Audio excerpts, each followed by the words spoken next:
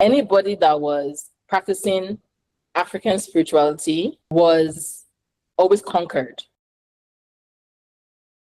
Babalawo that is living in the bush or living where there's a lot of plants, lives there because he needs to be in contact with a lot of plants because he needs those plants to help people. They have other jobs, there are babalawos that are just a full-time thing. I have babalawos that are like farmers. I have babalawos that I have one that recently got finished at the Nigerian bar. So he's a lawyer and he's a practicing babalawo. Nollywood.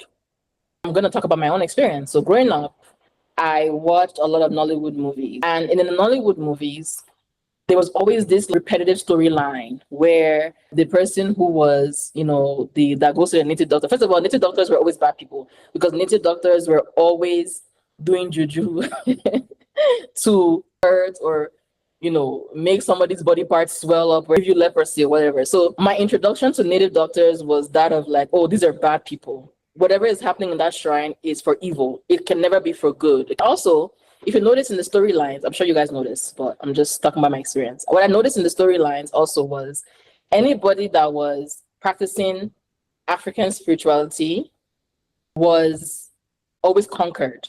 And they were always conquered by the priest or the pastor will come and start speaking in tongues. And all of a sudden, this person will start lighting on fire, disappear or something like that. When it comes to the traditional part of things too, a lot of those babalawos too, because they were scared of the missionaries, they were scared of all those things. Some of them actually prevented their children from going to schools, not because they didn't like their children to learn, but because they were trying to protect, the knowledge. They're trying to keep it from being diluted. I've had the conversation with the babalawo's child before, so maybe they're not so evil. Maybe they don't eat people. She has not tried to eat me, because the ancestors that actually now stayed and held their ground, they really upheld that concept of awo.